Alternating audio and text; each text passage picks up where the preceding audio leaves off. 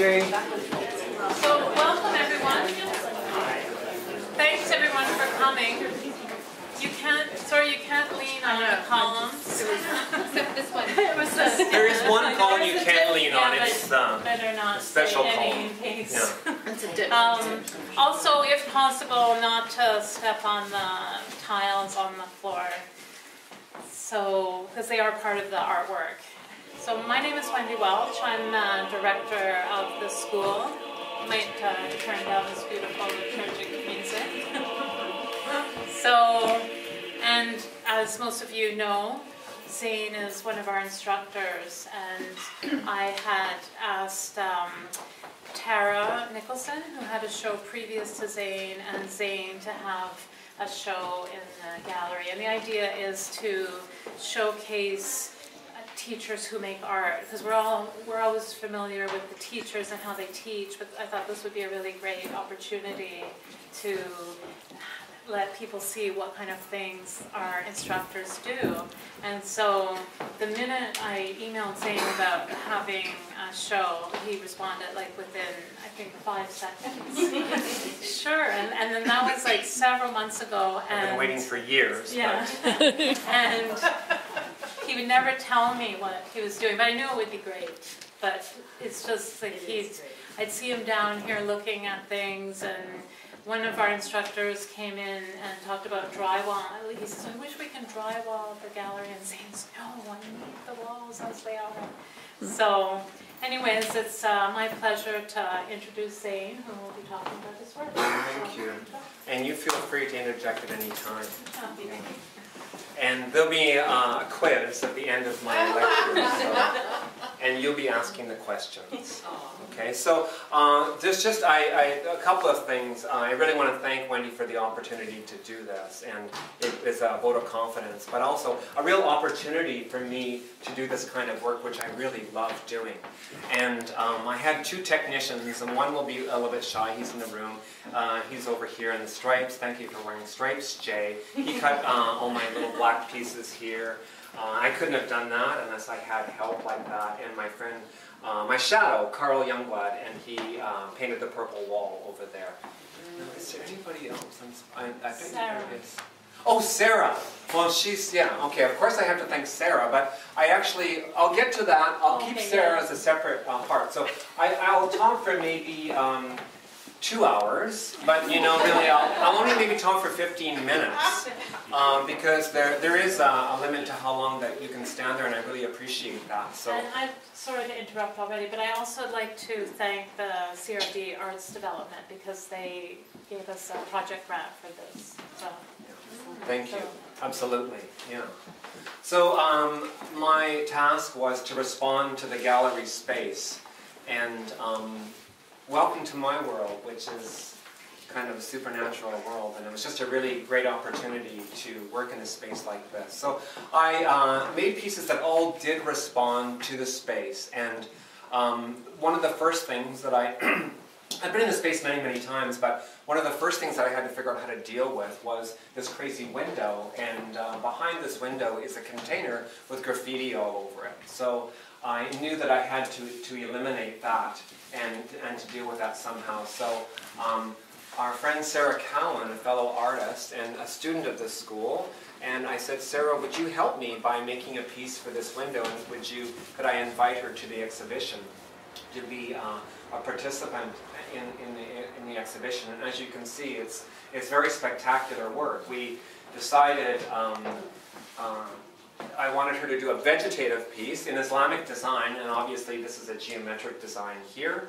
Another way of doing it is completely vegetation. So I knew that I wanted that to be more of a lyrical kind of, it's called an inhabited vine. It's a Roman motif of just having vegetation and animals inside of a motif. So it was a pretty, as you can see, the window dictated exactly the form of the piece. There are the 3 panes where the overlap is, and to have an arabesque. An arabesque is a column that actually reverses this part here. So if you think it looks a little bit delicate, it is, because a Roman column has a circle, and an arabesque, that comes on the inside there. So it just gives it that kind of, that word lyrical, just a little bit more delicate shape. Even the word arabesque is such a beautiful word. So of course, we wanted them tall, so that meant making 4 of them. And there's nothing like saying something 4 times, and every one of them is a separate piece. They've all been done individually, so we made a template for that design, and so we just drew in pencil exactly the shape that it was going to be, and Sarah just gets to work, and they flow out of her. She has you know, motifs in mind, and I think I'm doing pretty good on it, Sarah? Yeah. Okay. Yeah. So she gets down on the floor, and she actually she does it freehand. That's all cut by freehand. There's no stenciling, and every one of them is a little bit different, and every one has at least 1 burn. Maybe we'll find more burns, I'm not quite sure. And there's no drawing, right? You just you draw with the knife. That's why I call it Thank drawing. you. I call it drawing with the knife. So no drawing, just cutting it in a sequence like that. So the piece is unveiled like that. Now what was I going to say about that? Oh yeah, so we've got that incredible graffiti container behind there. So this was exciting when it went up, because I had no idea. I knew it was going to hide the graffiti. I had no idea we'd get the look of a stained glass window behind it. And in an hour or so, the sun will not be coming through that window. It'll be on the container, so the colors become much more vivid. And we saw the sequence of these going up, and that was a really glorious thing. Maybe the first idea that came to me, it's hard to decide how the order went, but how would I deal with this wall? So the wall is made 100 years ago, before drywall, and lots of times when they wanted to you know, cover a wall, how are you going to cover it? So that's a 100-year-old tongue-and-groove fir, and it's beveled. It has a little bevel in it, and the spaces are a little bit varied because they're just nailing it up. So one piece goes into the other, and that's the way that they've made the wall. That wall's been painted, who knows, maybe 50 times, different shades of white. I think this was probably a gymnasium at some point in the old elementary school. So my first task was to make artwork for the wall, and so I did go get brand new tongue-and-groove flooring. I better not take that one off, it's a little rough. So you can see that there's the tongue-and-groove flooring. So that's exactly the same material that the wall is made from. And I was really excited about that because it just relates exactly to the wall for material, but also for its form. So I knew how exactly long to cut these pieces of wood, because if you put 5 together, it tells you the distance. And then, so I cut 30 pieces of wood that size. So that was my composition, that I would work on these palettes like this. So I teach color theory, and one of my inspirations is Joseph Albers, and there will be an exam on that later. But he came up with this amazing color approach to color, he and Johannes Itten. And so I involved both of the masters in these pieces. And there's a commercial company in the US that makes a product called Color Aid, and it's 324 sheets of small color. I know some of you have your Old Testament at home, and you look at it daily. So we have 324 sheets of color, and his theory, and they're actual real oil painting on these sheets of color. And I just so happen to have 10 boxes of it here. Anybody wants to buy a box, it's kind of a joke, I over-ordered. So I used his colors. I chose 23 colors from Joseph Albers, and I went to a company called General Paint, because I had to figure out what kind of material to use on them. So this, of course, is a latex or an acrylic, depending on them. We know when we paint with that product, it's a real bumpy kind of ugly surface. Interesting in some situations, but not in this one. I just needed to have pure color. So I had all the pieces of wood, and I had the tins of the quarts of paint, the liters of paint, and I just painted them, painted 4 of that color, 4 of this color, and just kept painting these 23 colors randomly. And I had chosen all of them, so I knew that they roughly would be able to tell a story once I put them together. And some of them have like 12 coats. So this one here would have at least 12 coats of paint to get. Some pigments are really transparent, as you know, and some that have a lot of white in them, like that one, would cover in 2 layers. So they're just painted and then hand sanded in between, and then finished off. And then the great thing is that your line is done for you, so the color actually takes the form of the material, which I didn't sleep one night because I thought, because that's one of the problems in painting is, what form is my color going to take? Is it going to be a cloud? Is it going to be a barn? Is it going to be a cat? And imagine part of the composition and the material and the color are all the same thing. So I felt I should call Joseph Albers and let him know that I had made quite a discovery. I was pretty happy. So, and of course they all completely relate to the work, and there's some that were made with 3s, some that were made with 4s, and some that were made with 5s. Always using the square for Mr. Malevich, another hero. So we have, and then I hung them in this kind of succession that I would leave 5 spaces and color 5 spaces like that. So not to bore you with color theory, but there are just so many gifts these pieces give, and I tried to have neutrality and temperature and value all in balance in the pieces. And everyone tells a different story. The material on the floor, I wanted to address the floor as well. And this is such a great, it's called a school tile, which we're standing on. This gray tile, they've been making it for 50 years. Armstrong's been making the tile. And it's a 12-inch by 12-inch tile. And of course, you just buy more 12-inch by 12-inch tiles. And so this piece here was, as a result of teaching Islamic design and teaching the concept of notan, which is a reversal of a positive and negative, and recognizing the material that was already on the floor. So I didn't do half of this piece because it was already here. Right? So when we look at that gray, it wasn't made, it's a result of the black that went down. So you can either look at the gray or you can look at the black, but you can't look at them both simultaneously. One will come forward and one will be backward. One will be object and one will be ground. So it has a real liveliness to it because of what we call push-pull-in painting, in and out, in and out. And of course it's in a square, it's in the middle of this small space here, and it lines up with the wall here. So I'm going to move some people over here. So I'm also, as you've maybe heard in my painting classes, I always say that painting is only 2 things. It's either math or mess.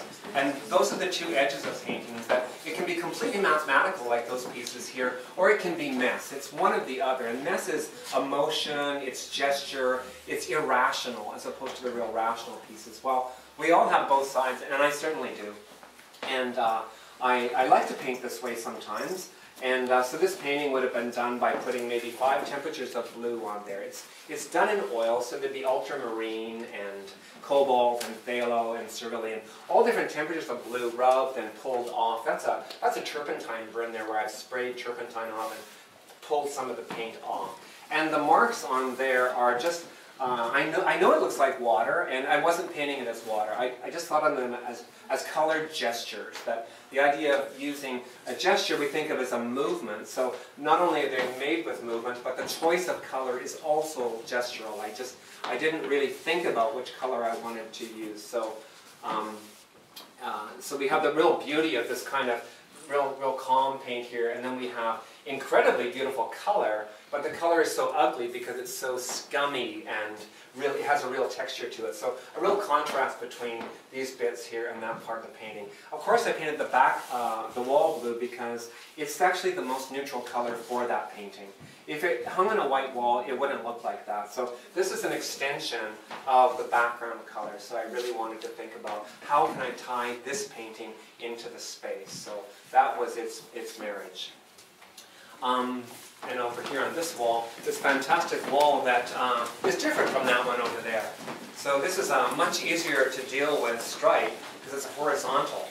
So it's an ancient wall, it's 100 years old, and so I chose colors for it. So we have a pink and a turquoise, and I guess we'd call this mauve. We have those 3 colors, and if you photograph them, they'd be exactly the same value. So photograph them in black and white, they'd be exactly, so you wouldn't see any difference there. But because we see in color, obviously we see the temperature difference. So there's no value difference there, there's only temperature difference. So I was making a painting about this fantastic wall and dealing with simultaneous contrast and dealing with rhythm, and you can see that I used some orange in the gap and made a decision early on not to have pink and mauve stripes, and so I ended up painting most of the wall out. That's one of Itten's contrasts. He called it contrast of extension. How big should something be besides something else? If I put one little tiny blue centimeter of paint on there, that would be contrast of extension, because he's comparing a big area of something to a small area of something. Which we really see, for instance, in a painting like Matisse's Red Studio, where he painted most of the painting is in red, although we can still see a studio there. And he got the idea from Pompeii, from wall paintings, where you would go in, you see a red wall, and over on the red wall there's one tiny green leaf. So it's contrasting the area to another area. So it's all about color theory. The wall needed a resting place, so the orange painting is actually not the painting. The painting is the wall. So I reversed how we look at art, and I wanted to make a resting place. So this orange painting, excuse me, is made in a traditional way that artists would work with what's called animal or rabbit skin glue. They didn't use gesso. So rabbit skin glue is from the skin of rabbits. You grind it up and you powder it. Oh, sorry. Only people with pet rabbits. Yes, they're quite useful sometimes. Okay, sorry. Now back to the lecture. Okay, so you take this crystal made from these animals and you put it in hot water and you stir it, and it's gelatinous. And then you can put dried pigment inside that mixture on the stove, and so you've got this almost boiling cauldron of orange jello. It's just a little, it's thin jello before you pour it into the mold, those of you that still make jello. So this is a warm mixture, and you have to put that on the canvas all at once because it's a certain temperature, and the canvas has to drink that immediately. So this goes on super fast. That orange went on really, really fast to paint to cover the whole thing. So it's just a little bit of a nod to, of course, Mark Rothko and the idea of the traditional way of coloring a canvas on that initial step. Then one more layer of a slightly different temperature of cadmium, orange, yellow went on top of that. So if you come up real close, there is variations you can see, and you have to really, really look for it. That's from doing it in my yard outside, and that's a bit of dirt on my brush. I'm putting my brush down, so I thought that could be included in the painting as well, because it really showed the immediacy that the painting had to have to make that, because you're panicking when this is going, because you want to make one perfect surface by doing that. Did anybody see the play Red? It was at the Belfry. They did this every night on stage. They cooked up the mixture, and then they went at it, and they played Mozart at the same time to make them go faster. So it was a really beautiful scene. So, I'm going to come over here, and you guys can probably stay there. There's just the right number of people in here, because I don't think we could fit any more.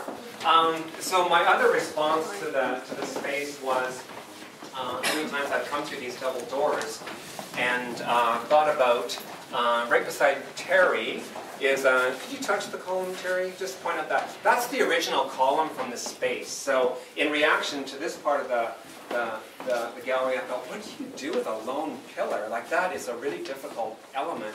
It was also really weak. It's too small of a dimension to actually hold the building up. So I wanted to obviously beef that up, but that was my hint that I needed to use that pillar, and from where I'm standing I can see outside, and I wanted to create an axis in the gallery that was opposite to the main axis, which goes this way. So we walked through these doors here, and I created an Islamic vision of paradise, and you see them in Tuscany all the time, where they use the Italian cypress tree, which is a really architectural tree. People don't plant Italian cypress randomly. They always put them on either side of a door or on an edge. They always mean something. They're very metaphoric, poetic kind of vegetation. So I wanted to have a pool in here of water, and so this is exactly the same brand of Armstrong floor tile. I just got it in blue, and I created a pool, a poetic pool out of it.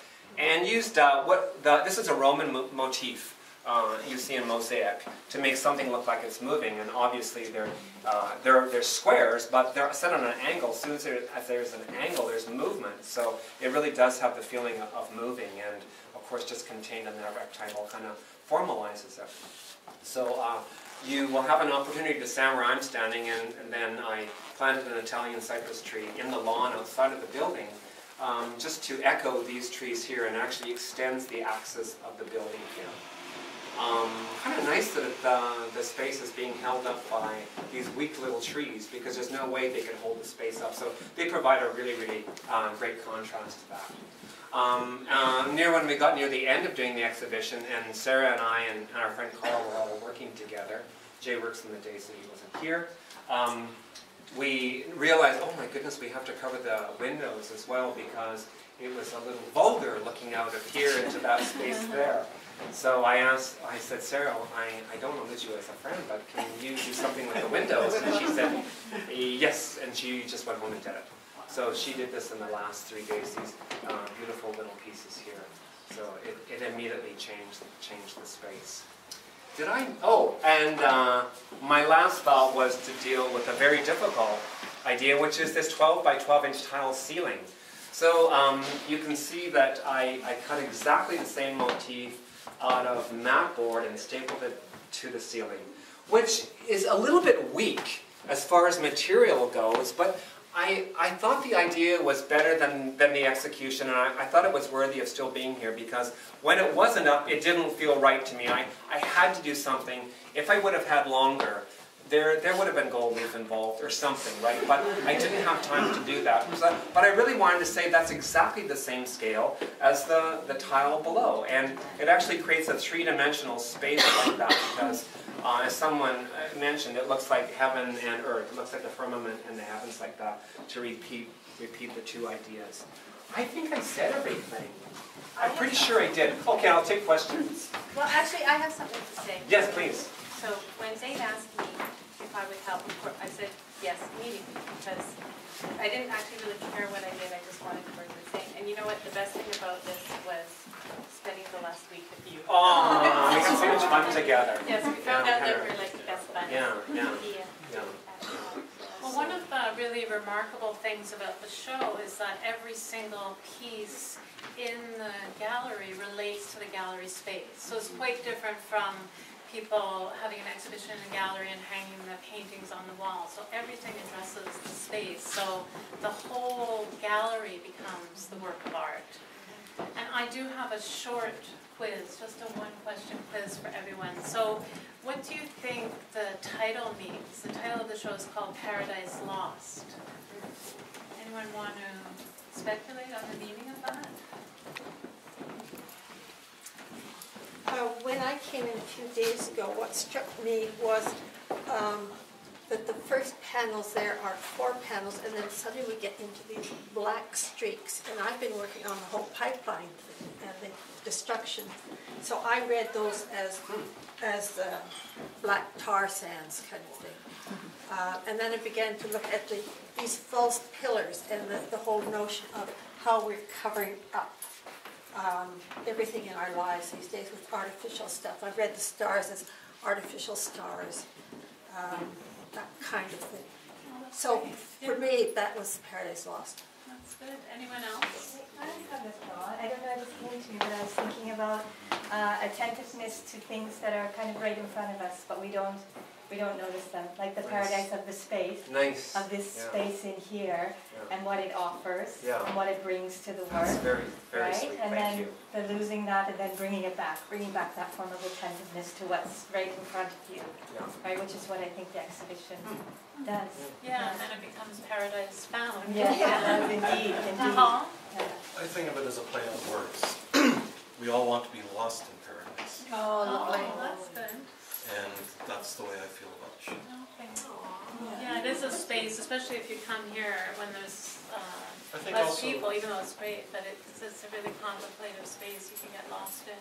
that Xane really put thought into things like creating the illusion of the pool, which would be something that you would expect maybe to find or hope to find in paradise. Any other thoughts? I've been been thinking about it since seeing it this week. And what comes to mind is Plato's idea of the ideal. The ideal. And there's cypress trees, but they're not quite cypress trees. They're the idea of cypress trees. And this is the idea of the tree. This is the idea of the firmament. And so for me, this is an embodiment of the actuality of Plato's heavenly ideas. So, you know, it's that impact.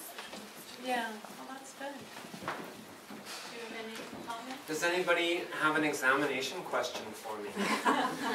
There is an exam. Any questions at all? Yes, go ahead, Berman. Why is that one square smaller than the one that's over there? Why is it a different color? The tree is that size because there's only 3 colors. If there is 4 colors, then it gets higher because it gets wider. And so it goes incrementally up by the number of pieces of wood that I put together. So I knew how long to cut the boards because I was only going to use 3. Okay. So it's as simple as that. It's just a strip. Because of the 3. Yep, Yeah. yep. So all the work is for sale, and it's $100 a panel. So if it's a 3-panel work, it's $300, 4-panel, $400, and 5-panel, $500. Just so you know. And the hangers are... And the paper cuts also are for sale as well. And there is a price list. I won't be shouting out all the prices unless you want me to.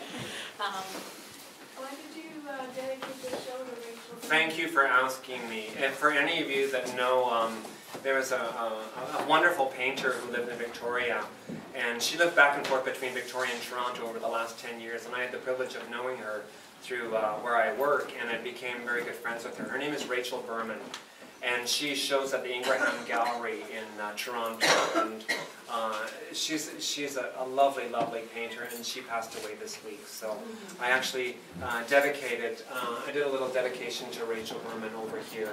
And this alcove that I had no idea that I was going to use it, and Rachel died on Tuesday. So I put that little star there for her. Thank you, Helen, for reminding me of that. Yeah, so if you're interested, she came to the school a couple of times, and she talked to, she's kind of a private person, so she talked to a few individual students, but you can always look her up on the website and see her fantastic painting. Yeah, thank you. So the show is up until tomorrow at 5, so if there's anyone you want to tell them about the show, just let them know that it's up until tomorrow at 5. It's similar to a performance, like a fantastic musical performance, that it has a short life, that it'll live on in everyone's mind. Yeah, there's the formal part that we're looking at. So what we all really need, it's like going into a building. It's not what it looks like. It's how you feel when you're in there. So it's really easy to hang on to that idea of how you feel. So you guys all took your Sunday afternoon off to be here, and I really, really appreciate it because I know it's hard to get out to events like this. And so I really want to thank you all for being here so much. It's been a real pleasure to work with Wendy and Sarah and to have this opportunity to do this exhibition. Thank you. Well, thanks.